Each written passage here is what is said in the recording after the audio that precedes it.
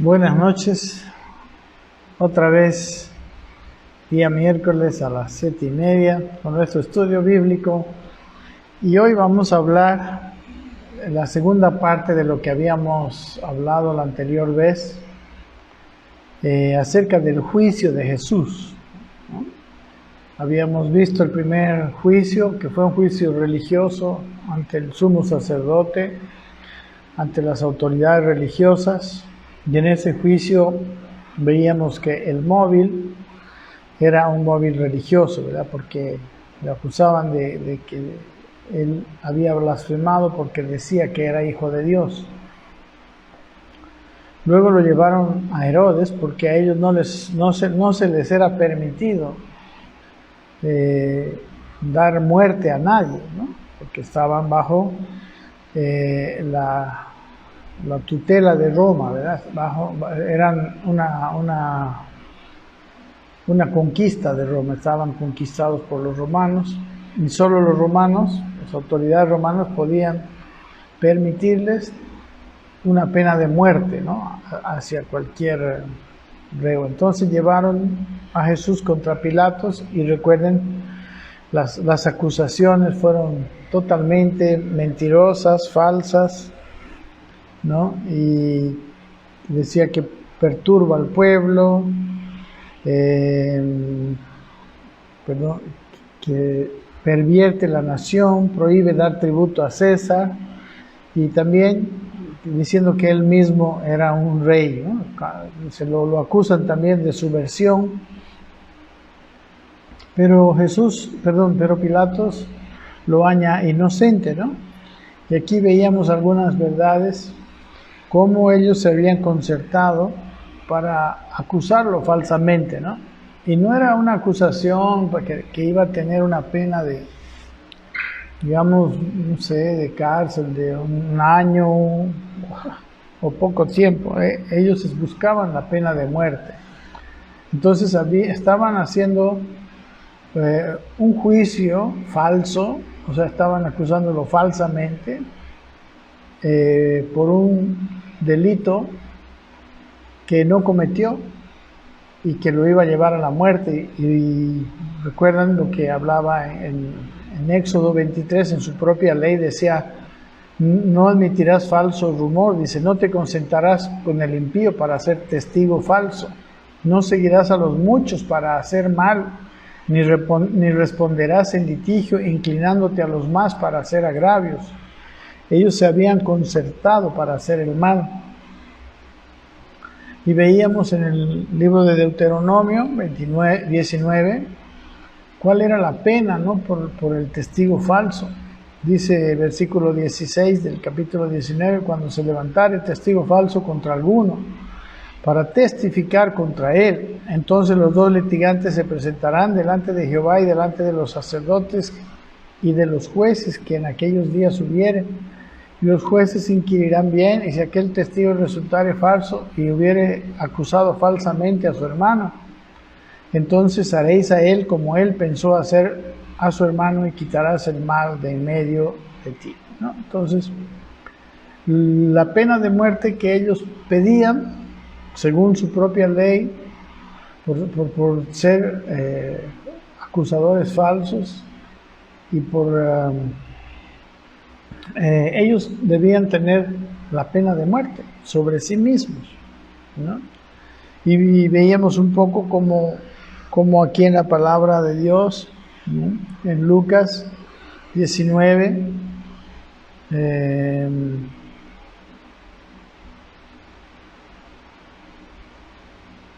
41 al 44, previamente a esto ya Jesús sabía lo que iba a pasar, y él lloró sobre la ciudad de Jerusalén, porque no solamente, recuerden, aquí hasta este momento estaban solamente las autoridades religiosas y civiles, ¿no? de los judíos, pero como leímos, después iban a estar todo el pueblo acusándole. Entonces el juicio vino unos años después. En Lucas 19:41 dice: cuando llegó cerca de la ciudad, al verla lloró sobre ella, Dios no se goza sobre los juicios que Él va a enviar, pero Él es justo y lo va a hacer, dice, diciendo, oh, si también tú conocieseis a lo menos en este tu día lo que es para tu paz, mas ahora está encubierto a tus ojos, dice, porque vendrán días sobre ti cuando tus enemigos te rodearán con vallado y te sitiarán y por todas partes te estrellarán y te derribarán a tierra y a tus hijos dentro de ti y no dejarán en ti piedra sobre piedra, por cuanto no conociste el tiempo de tu visitación, ¿no? El que estaba visitando era Dios mismo, hecho hombre. Entonces, esto nos deja una reflexión muy fuerte, que concertarse para hacer el mal o participar de grupos que hacen daño, nos hace culpables junto con ellos. Generalmente hay este fenómeno, ¿no? Cuando estamos en un grupo grande, pareciera que lo que hacemos no tiene, nadie lo ve o no tiene valor y creemos que Dios no lo ve. No, aquí dice que no te concertarás con los muchos. Entonces pienso yo que sobre todo en estos tiempos de tantas crisis sociales y todo eso, necesitamos tener mucho cuidado, porque Dios sigue siendo Dios y seguirá siendo Dios. La gente parece que no cree, no lo ve y piensa que Dios no va a hacer nada. Pero la Biblia, la palabra de Dios, nos muestra la creación, nos muestra un poderoso Dios, y ese Dios es justo. Y tarde o temprano llegará la justicia de Dios a las personas en esta tierra. Entonces, y la justicia, digamos, la pena va a ser, como dice aquí, ¿no? La misma pena que ellos se concertan para hacer a otros, especialmente cuando hablamos de testigos falsos. Hoy en día, tanto escuchamos de lugares con juicios donde se compran testigos falsos. Esos testigos falsos no saben que se están acarreando el juicio de Dios y que todo aquello por aquello que ellos han testificado falsamente va a venir sobre ellos. Amén. Entonces todo era mentira. No pervertía la nación, sino hablaba más bien de santidad. No prohibía dar tributo a César, ellos fueron los que lo tentaron. No estaba haciendo sedición, queriendo hacerse rey, más bien él escapó a eso, ¿verdad? Todo era totalmente falso, eso lo hemos visto. Ahora, en el último versículo del capítulo 23:5, quedamos que ellos porfiaban, dice, pero ellos porfiaban diciendo, alborota al pueblo, enseñando en toda Judea, comenzando desde Galilea hasta aquí. Entonces, dice, vamos a leer esta parte que vamos a compartir hoy, desde el versículo 6 al 25. Dice, entonces Pilato, oyendo decir Galilea, le preguntó si el hombre era Galileo. Al saber que era de la jurisdicción de Herodes, le remitió a Herodes, que en aquellos días también estaba en Jerusalén. Herodes, viendo a Jesús, se alegró mucho porque hacía tiempo que deseaba verle, porque había oído muchas cosas acerca de él y esperaba verle hacer alguna señal. Y le hacía muchas preguntas, pero él nada le respondió. Y estaban los principales sacerdotes y los escribas acusándole con gran vehemencia. Entonces Herodes con sus soldados le menospreció y escarneció, vistiéndole con una ropa espléndida, y volvió a enviarle a Pilato. Y se hicieron amigos Pilato y Herodes aquel día, porque antes estaban enemistados entre sí. Entonces Pilato, convocando a los principales sacerdotes y a los gobernantes y al pueblo, les dijo, me habéis presentado a este como un hombre que perturba al pueblo, pero habiéndole interrogado yo delante de vosotros, no he hallado en este hombre delito alguno de aquellas cosas que le acusáis, y ni aun Herodes, porque os remití a él, y he aquí nada digno de muerte ha hecho este hombre. Le soltaré pues después de castigarle. Tenía necesidad de soltarles uno en cada fiesta. Mas toda la multitud dio voces a una diciendo: fuera con este, suéltanos a Barrabás. Y este había sido echado en la cárcel por sedición en la ciudad y por un homicidio. Les habló otra vez Pilato queriendo soltar a Jesús. Pero ellos volvieron a dar voces diciendo: crucifícale, crucifícale. Él les dijo por tercera vez: pues qué mal ha hecho este. Ningún delito digno de muerte he hallado en él. Le castigaré pues y le soltaré. Mas ellos instaban a grandes voces, pidiendo que fuese crucificado. Y las voces de ellos y de los principales sacerdotes prevalecieron. Entonces Pilato sentenció a que se hiciese lo que ellos pedían, y le soltó a aquel que había sido echado en la cárcel por sedición y homicidio, a quien habían pedido, y entregó a Jesús a la voluntad de ellos. Amén. Entonces, aquí vemos que cuando dijeron que él estaba, ¿no?, enseñando desde Galilea hasta aquí, ¿no?, hasta Judea, hasta Jerusalén, todas aquellas cosas, ¿no?, pervirtiendo al pueblo, prohibiendo dar tributo a César, etc. Entonces Pilato, oyendo decir, dice el versículo 6, Galilea, preguntó si el hombre era Galileo. Y al saber que era de la jurisdicción de Herodes, le remitió a Herodes, que en aquellos días también estaba en Jerusalén. No, aquí podemos hacer un pequeño paréntesis, porque Jesús, mis queridos hermanos, no era Galileo, sino él había nacido en Belén, y Belén era una ciudad de Judea.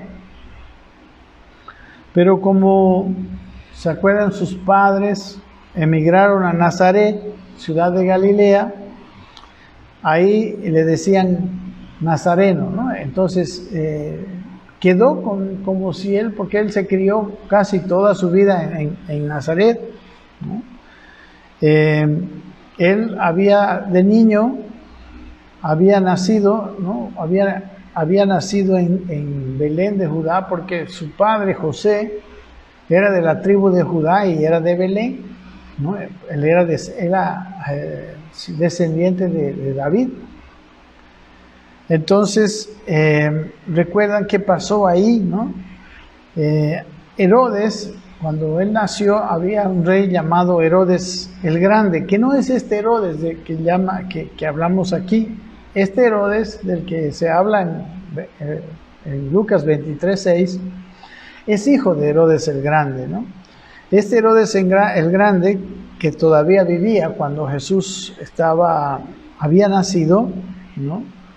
Por ejemplo, en Lucas 1:5, al comienzo de este evangelio, dice: hubo en los días de Herodes, rey de Judea, un sacerdote llamado Zacarías, y la clase de Abías, su mujer. Bueno, iba a hablar del nacimiento de Juan el Bautista. Pero de los días de Herodes era el Herodes el Grande, ¿no? Un rey que había hecho las construcciones. De hecho, era un rey que tenía él hizo construcciones grandes y buenas, ¿no?, tremendas. Él construyó algunas ciudades y dentro de las construcciones que él hizo para congraciarse con los judíos, pues él era idumeo, pero de religión judía. Él mandó construir el templo, que era el templo que había cuando Herodes, ¿no? Este es el mismo Herodes el Grande que cuando vinieron recuerdan en Mateo, cuando vinieron los sabios de Oriente, ellos vinieron a adorar al rey, y él por celos envió a matar a los niños menores de 2 años que había en Belén. Esto está en Mateo, en el capítulo 2.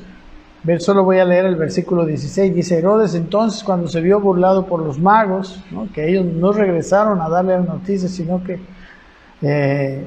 por una revelación, se fueron nomás a su casa. Dice, se enojó mucho y mandó matar a todos los niños menores de 2 años que había en Belén y en todos sus alrededores, conforme al tiempo que había inquirido de los magos. Pero sabemos que antes de que eso sucediera, un ángel le habló a José y a María y hizo que se fueran a Egipto, ¿no? Entonces, cuando Herodes mató a los niños, Jesús con sus padres estaba en Egipto. Pero después, ¿no?, como dice en el mismo capítulo 2 de Mateo, versículo 19, después de muerto Herodes, ¿quién es ese Herodes? Es Herodes que mandó matar a los niños. Dice, aquí un ángel del Señor apareció en sueños a José en Egipto, ¿verdad? Ahí estaban en Egipto, diciendo, levántate, toma al niño y a su madre y vete a tierra de Israel, porque han muerto los que procuraban la muerte del niño, Herodes, el grande. Entonces él se levantó y tomó al niño y a su madre y vino a tierra de Israel, pero oyendo que Arquelao reinaba en Judea, en lugar de Herodes su padre, tuvo temor de ir allá, pero avisado por revelación en sueños, se fue a la región de Galilea, y vino y habitó en la ciudad que se llama Nazaret, para que se cumpliese lo que fue dicho por los profetas, que había de ser llamado Nazareno, ¿no? Su acento galileo y también y como la gente creía que él había nacido en Galileo, también le valió algunos rechazos incluso de los mismos religiosos, ¿no? Porque según las profecías, el Mesías iba a nacer, ¿no?, en Belén. Pero, como dice aquí, hay otras profecías que dicen que se llamaría, habría de ser llamado Nazareno. Amén. Entonces, ellos, después de muerto Herodes, volvieron de Egipto, pero Herodes había dejado su reino. Bueno, después de su muerte, su hijo Arquelao había tomado la parte de Judea, ¿no?, de Jerusalén. Arquelao, uno de los hijos de Herodes, y el otro Herodes fue se llama el tetrarca de Galilea, o Herodes Antipas, ¿no?, que este fue realmente el Herodes del cual se habla aquí, que sea bueno con Pilatos, el Herodes que lo esperaba. Este mismo Herodes había hecho matar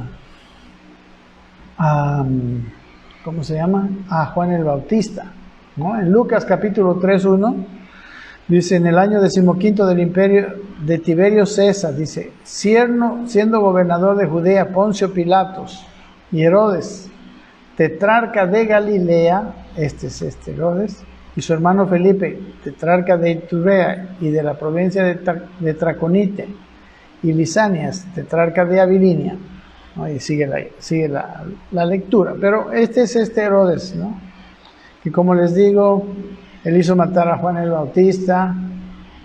Él también era malo, pero Arquelao, el hermano de él, que cuando Jesús volvió de Egipto, Arquelao era conocido como un personaje más malo todavía.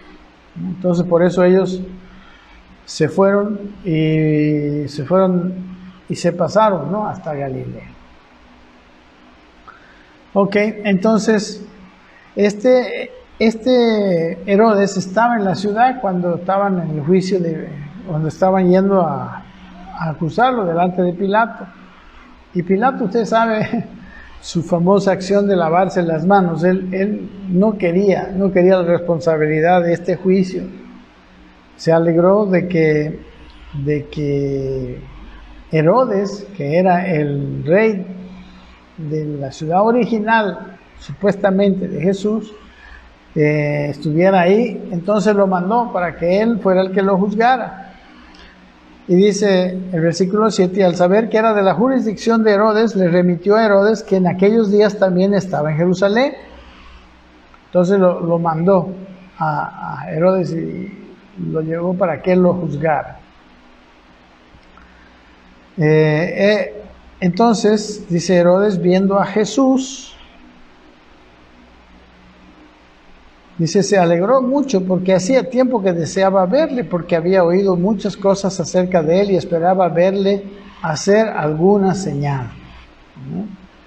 Este Herodes esperaba ver hacer señal a Jesús.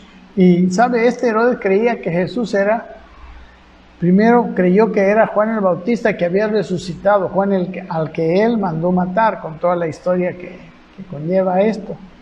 En Mateo capítulo 14 dice lo siguiente: en aquel tiempo Herodes el tetrarca, oyó la fama de Jesús y dijo a sus criados: este es Juan el Bautista, ha resucitado de los muertos, y por eso actúan en él esos poderes, ¿no? Seguramente le corrigieron de su error, pero ya aquí en este momento él se alegró porque él quería ver milagros, ¿verdad? Es curioso como cualquier persona. Y dice el versículo 9, y le hacía muchas preguntas, pero él nada respondió, ¿no? Miren, Jesús cumplió también otra profecía, ¿no? Como cordero fue llevado al matadero y no abrió su boca. Y estaban los principales sacerdotes y los escribas acusándole con gran vehemencia, dice. Aquí estaban los principales sacerdotes y los escribas, miren, no solamente acusando falsamente, sino que acusándolo con gran vehemencia. Y estaban los principales sacerdotes y los escribas haciéndolo.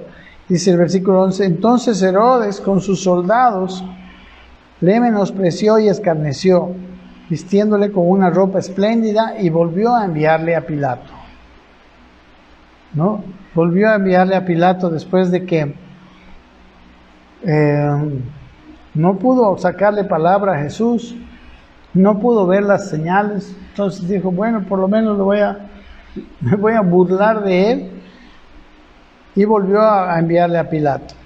Y dice, y se hicieron amigos Pilato y Herodes en aquel día, porque antes estaban enemistados entre sí, ¿no?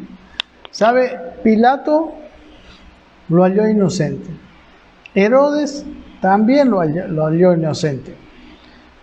Dice, después de que volvió donde Pilato, versículo 13, dice, entonces Pilato, convocando a los principales sacerdotes y a los gobernantes y al pueblo, les dijo, miren, aquí ya están los principales sacerdotes, los gobernantes, y también está el pueblo. Y les dijo, me habéis presentado a este como un hombre que perturba al pueblo, pero habiéndole interrogado yo delante de vosotros, no he hallado en este hombre delito alguno de aquello de lo cual le acusáis. ¿Ven? Entonces, aquí en el versículo 14, lo halla totalmente inocente. Es la primera, bueno, no es la primera, ¿no? En esta parte es la primera vez que les dice, no, él es inocente. Pilatos le había hallado inocente. Luego dice, y ni aun Herodes, porque os remití a él, y aquí nada digno de muerte ha hecho este hombre. ¿Ven? Entonces, también estaba el testimonio de Herodes, el otro juez, el otro que habían puesto como juez. Herodes también. Y dice, le soltaré pues después de castigarlo, ¿no? Y después dice que tenía necesidad de soltarles uno en cada fiesta, ¿no? Había una costumbre de que cada vez que era la fiesta de la Pascua, ¿verdad?, que él murió en esa fiesta, por congraciarse con los judíos soltaban a uno, ¿no? Había un indulto para un preso, ¿no? En Mateo capítulo 27, versículo 15, dice, ahí dice más claramente, dice, ahora bien, dice, en el día de la fiesta acostumbraba el gobernador soltar al pueblo un preso, el que quisiese, ¿no? Entonces el pueblo pedía al preso y el gobernador le soltaba. Dice, y tenía necesidad de soltarlos uno en cada fiesta. Versículo 18. Mas toda la multitud dio voces a una, diciendo, fuera con este y suéltanos a Barrabás. ¿no? Entonces ellos prefirieron que se soltara a un verdadero criminal, porque dice aquí el versículo 19 que éste había sido echado en la cárcel por sedición en la ciudad y por un homicidio, ¿no? Era un homicida, y este sí era sedicioso, ¿verdad? Él había hecho sedición en la ciudad y había hecho un homicidio. Y ellos no solamente hicieron soltar al criminal, porque eso ya es otra injusticia, ¿verdad? Sino que acusaron injustamente a un inocente. Y dice el versículo 20, el 18, que la multitud, toda la multitud dio voces a una diciendo, no, fuera con este y suéltanos a Barrabás. O sea, ya no solamente los dirigentes, sino toda la multitud participó de este asesinato, porque realmente no había razón para crucificarlo. Por eso, un poquito más adelante, ya cuando estaban llevando a crucificar a Jesús, y las mujeres, dicen aquí en Lucas 23, 27, le seguía gran multitud del pueblo y de mujeres que lloraban y hacían lamentación por él. Pero Jesús, vuelto hacia ellas, les dijo, hijas de Jerusalén, no lloréis por mí, sino llorad por vosotras mismas y por vuestros hijos. Porque he aquí vendrán días en que dirán, bienaventuradas las estériles y los vientres que no concibieron, y los pechos que no criaron. Y entonces, dice, comenzarán a decir a los montes, caed sobre nosotros, y a los collados cubridnos. Porque si en el árbol verde hacen estas cosas, en el seco, ¿qué no se hará? La verdad que el juicio que vino unos años después, cuando los romanos conquistaron la ciudad, fue muy terrible, ¿no? Había hambre, había motines entre ellos, se mataban entre ellos, y llegaron a comerse, ¿no? A los que habían muerto, etc. Realmente fue algo muy tremendo lo que sucedió en este año 70, y este era el juicio que Dios envía porque es justo. Dios es justo. Quizás para nosotros se tarda, pero Él es justo y será justo siempre. Y gloria a Dios, porque yo no quiero tener un Dios injusto que premia al malvado, ¿no? Y que castiga al inocente. Dios es un Dios justo. Y a veces nosotros pensamos, entonces, ¿dónde está el amor de Dios? El amor de Dios estuvo en este tiempo grandemente. Por el amor de Dios envió a Juan el Bautista, que anduvo predicando para que la gente se arrepienta, para que los fariseos se arrepientan.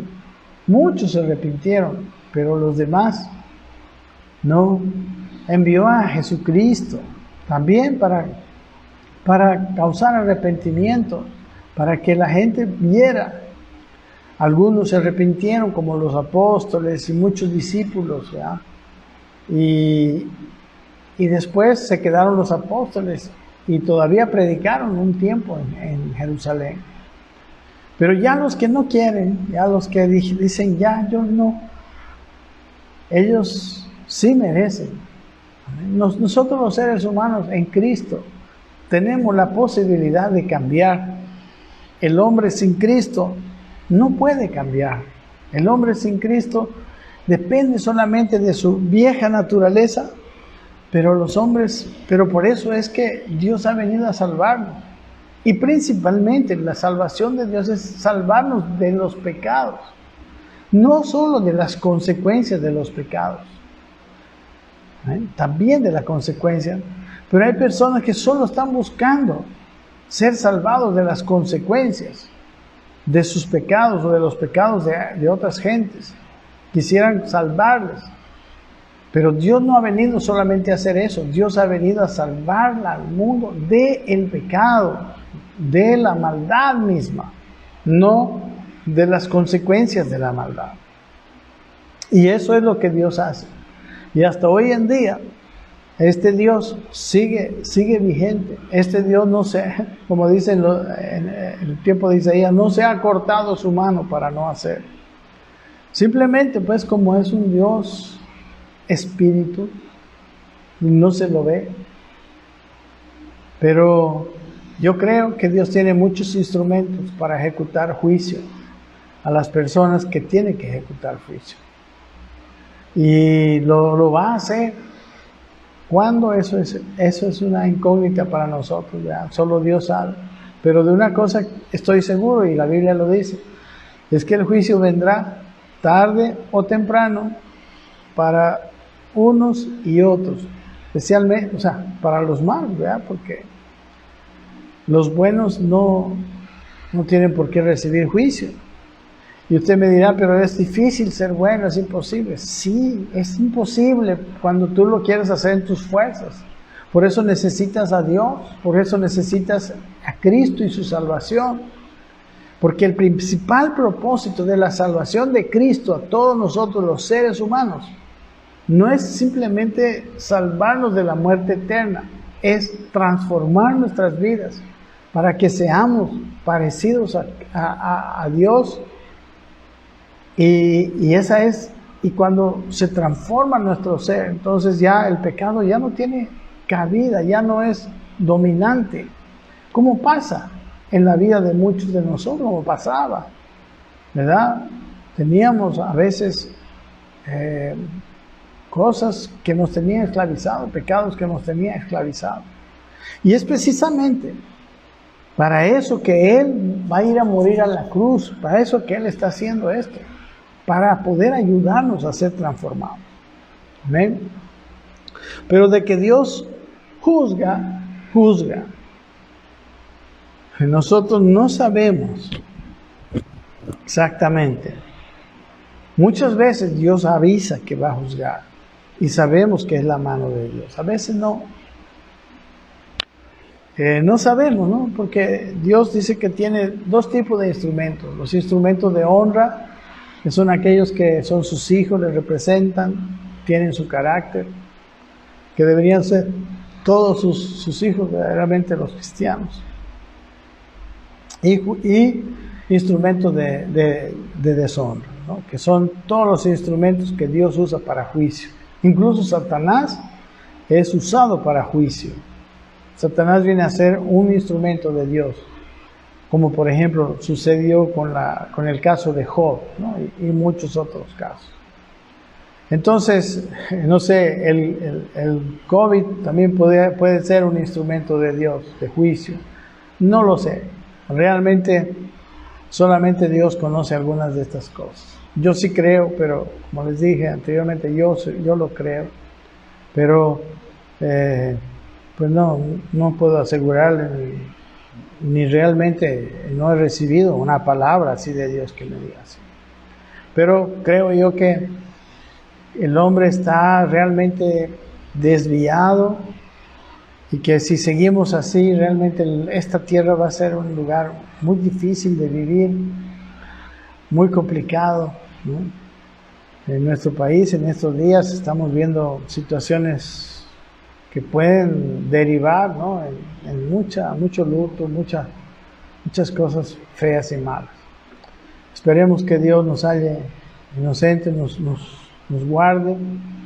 En el caso de Jerusalén, recuerden las señales que Él había dicho de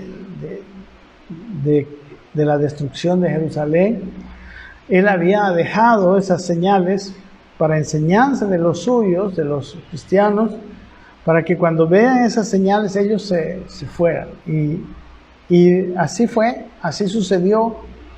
Dice que los cristianos de Jerusalén salieron de Jerusalén antes de la última entrada de los romanos, en un tiempo que pudieron, ¿no? Dios no sé cómo los cubriría, y fueron a habitar una ciudad al otro lado del Jordán. No me acuerdo cómo se llama esa ciudad. Pela, no me acuerdo. Pero ellos estaban ahí y se dice que ningún cristiano, ningún seguidor del Señor murió en el sitio y la destrucción de Jerusalén.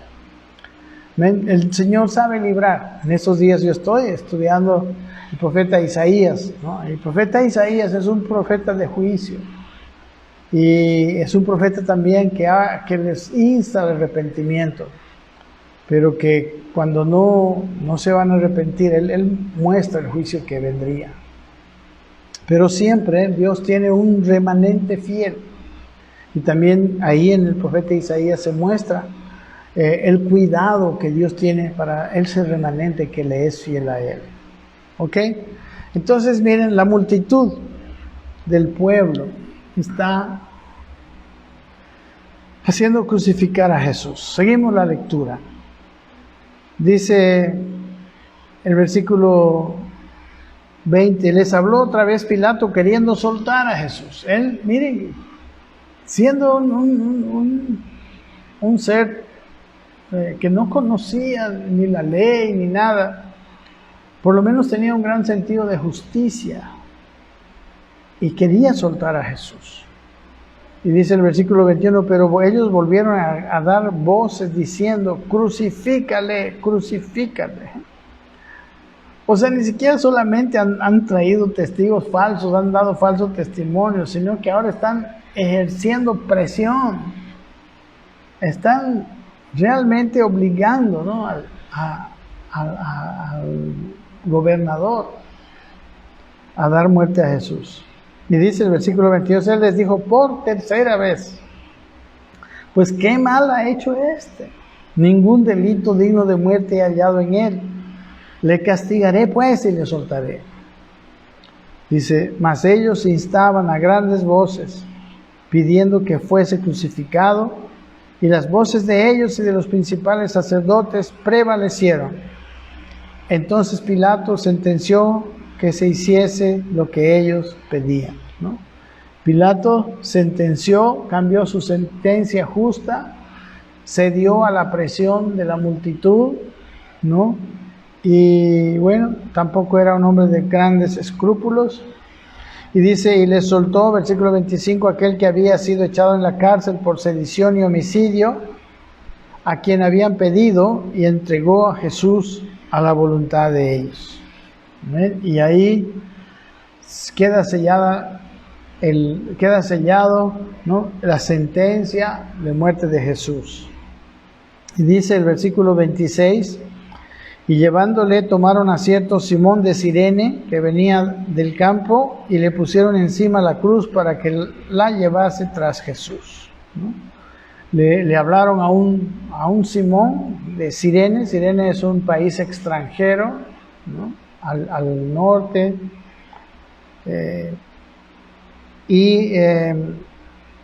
no sabemos por qué, ¿no?, pero en todos los evangelios se habla que de él. Él venía del campo, dice, y le pusieron encima la cruz para que la llevase tras Jesús. Jesús estaba tan herido, estaba tan exhausto que no podría, ¿no?, cargar esa cruz. Y luego lo que hemos leído hace rato, ¿no? Y le seguía gran multitud del pueblo y de mujeres que lloraban y hacían lamentación por él, como las mujeres son a veces más sensibles que los hombres, ¿no? Y bueno, dentro de ellas pues estaban, ¿no?, María, su madre, estaba María Magdalena, estaba María la mamá de Juan. Dice, pero Jesús, vuelto hacia ellas, les dijo, hijas de Jerusalén, no lloréis por mí, sino llorad por vosotras mismas y por vuestros hijos. Aquí está hablando hijas de Jerusalén, ¿no?, a las madres de Jerusalén. ¿Por qué habla eso? Porque, como les digo, fruto de estos hechos tan tremendos que se hicieron contra Jesucristo, vendría un gran juicio. Porque aquí dice, versículo 29, vendrán días en que dirán, bienaventuradas las estériles y los vientres que no concibieron y los pechos que no criaron, ¿no? Que no hayan tenido hijos, porque los hijos pueden haberse quedado en el sitio de Jerusalén. Y entonces comenzarán a decir, dice, a los montes, caed sobre nosotros, y a los collados, cubridnos, porque si en el árbol verde hacen estas cosas, en el seco, ¿qué no se hará? Jesús en esta palabra está anunciando otra vez la destrucción de Jerusalén, ¿no? Pero esta vez ya habiendo ellos consumado. Antes era una profecía, pero ahora Dios había visto, ¿verdad?, cómo era el corazón de este pueblo. Cómo es el corazón no solamente de las autoridades, sino también del pueblo. Cómo unos días antes nomás ellos estaban llevando sus mantos y haciéndole pasar y diciéndole Hosana. Y cómo ellos también lo seguían en otro lado, viendo las sanidades, buscando a Jesús para que sean sanados, traían a sus enfermos, pero ahora crucifícale. Y dice, bueno, hasta aquí creo que vamos a quedar, y en el próximo día vamos a hablar acerca de los dos malhechores, pero creo que tenemos tiempo. Dice el versículo 32, llevaban también con él a otros dos que eran malhechores para ser muertos. Y cuando llegaron al lugar llamado de la calavera, o Gólgota, le crucificaron allí, y a los malhechores, uno a la derecha y otro a la izquierda. Y Jesús decía, mira, Padre, perdónalos porque no saben lo que hacen. ¿No? Aquí él no se dio, después de haber sido crucificado, clavado, no había ni un ápice de venganza en el corazón de Jesús, sino perdónales porque no saben lo que hacen. Y repartieron entre sí sus vestidos, echando suertes, ¿no? Cumpliendo una profecía, ¿no?, que hay de Oseas, del Salmo 22, 18, si usted quiere buscar. Dice, y el pueblo estaba mirando, y aún los gobernantes se burlaban de él, diciendo, a otro salvó, sálvese a sí mismo, si este es el Cristo, el escogido de Dios. Ustedes recuerdan que Jesús le dijo a Pilatos que podía orar a su Padre y él mandaría 12 legiones de ángeles que los librarían. Amén.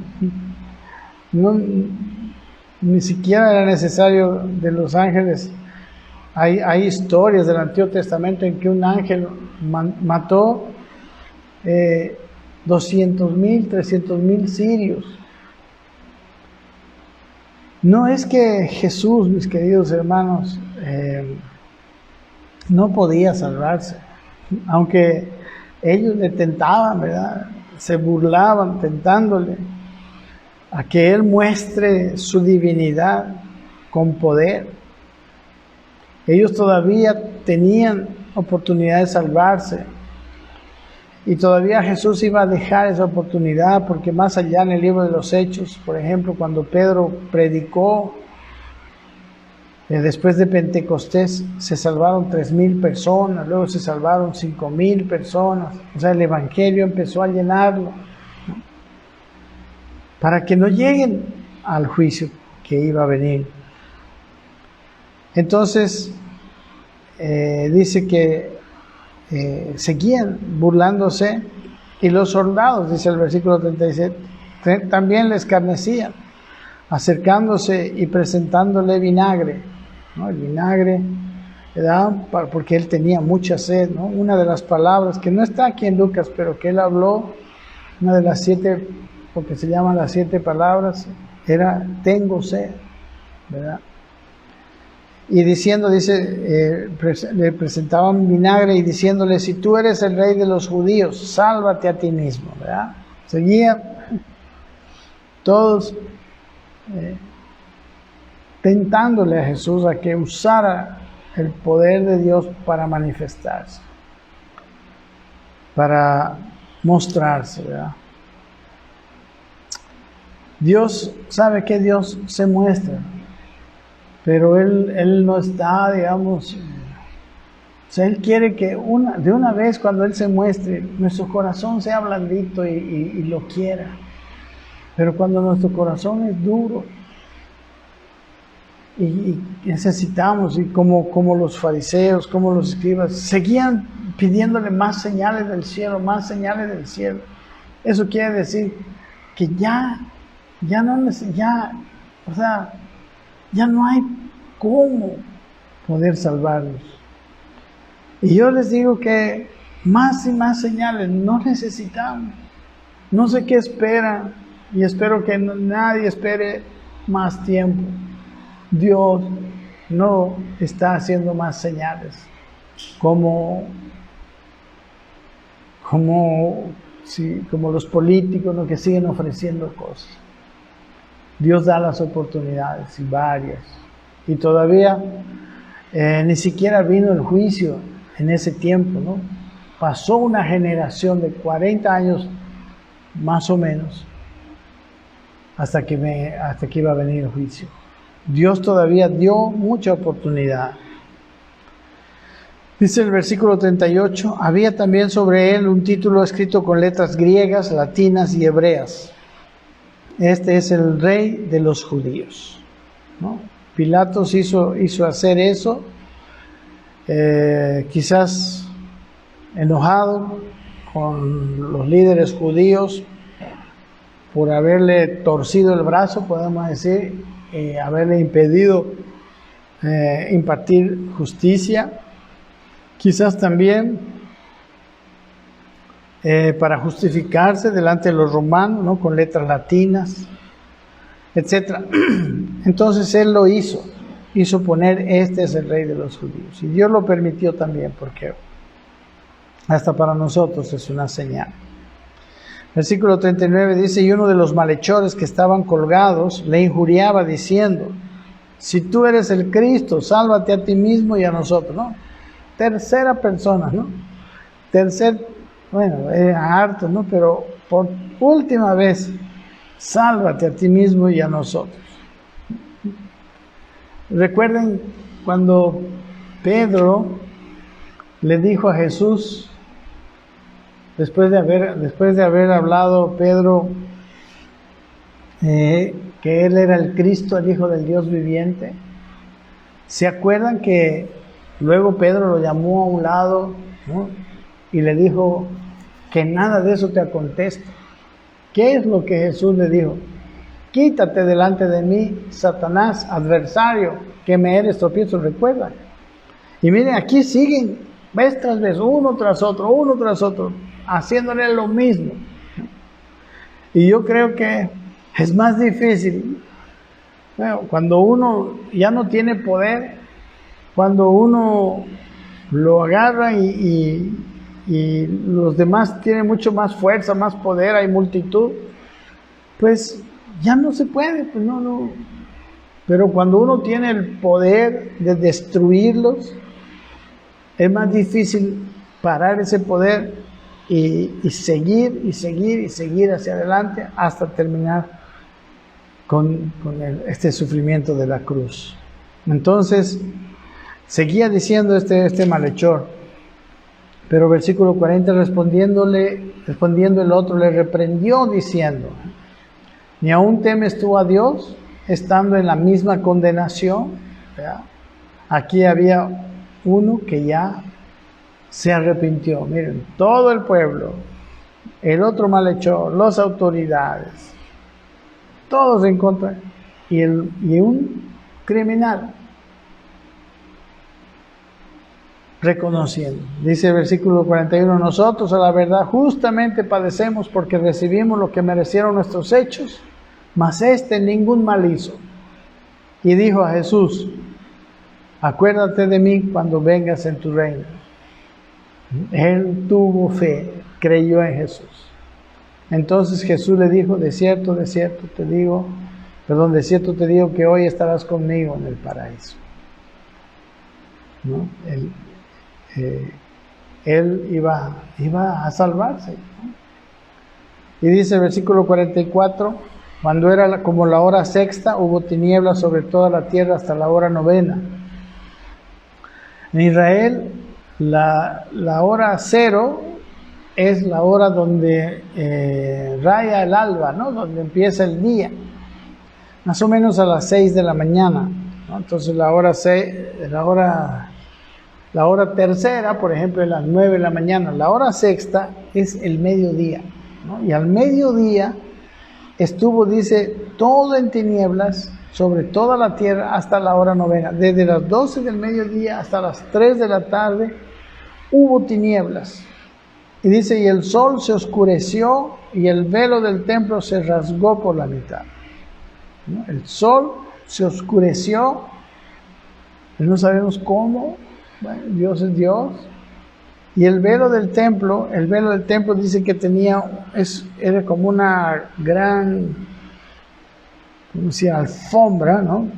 De gran grosor, ¿no? Como unos 10 centímetros, que colgaba desde arriba hasta abajo. Y muy, muy interesante, dice que esta se partió, el velo, este velo separaba el lugar santo del lugar santísimo. Todos los sacerdotes al lugar que podían llegar todo el tiempo es al lugar santo. En ese lugar santo estaba la mesa de los panes de la proposición, el candelabro de oro donde ponían aceite, no me acuerdo, ¿no? Pero ahí iban y ellos oficiaban. Pero detrás había un velo que terminaba el lugar santo, y detrás de ese lugar santo estaba el lugar santísimo, ¿no? Donde era el asiento de la presencia de Dios, donde nadie podía entrar, solamente el sumo sacerdote una vez al año en la fiesta del día de la expiación, el Yom Kippur, y a ese lugar no podían entrar, y estaba separado del lugar santo por un velo. Y este velo, miren, dice, se rasgó por la mitad. Como hemos hablado un poquito antes, el Señor dice que ya tenemos libre entrada. Antes había ese velo, y ahora, por la muerte de Jesucristo y por el perdón de nuestros pecados, podemos entrar libremente al Señor, ¿no? Y fue milagroso porque dice se rasgó por la mitad. En otros evangelios dice que se rasgó de arriba a abajo, no de abajo, no lo empezaron a rasgar, sino de arriba. Y dice, entonces Jesús, clamando a gran voz, dijo, Padre, en tus manos encomiendo mi espíritu. Y habiendo dicho eso, expiró, murió. Ahí, estas fueron las últimas palabras de Jesús. Y dice, versículo 47, cuando el centurión, dice, vio lo que había acontecido, dio gloria a Dios diciendo, verdaderamente este hombre era justo. Ya empezando a ver las cosas grandes, ¿no? La señal de las tinieblas, el rasgamiento del templo, y el corazón de ese centurión empezó a recibir entendimiento. Dice el versículo 48, y toda la multitud de los que estaban presentes en este espectáculo, viendo lo que había acontecido, se volvían golpeándose el pecho, ¿no? Muchos de ellos han debido ser curiosos, pero muchos de ellos eran seguidores. Algunos de ellos, como Nicodemo, por ejemplo, eran seguidores secretos, ¿no? Como José de Arimatea.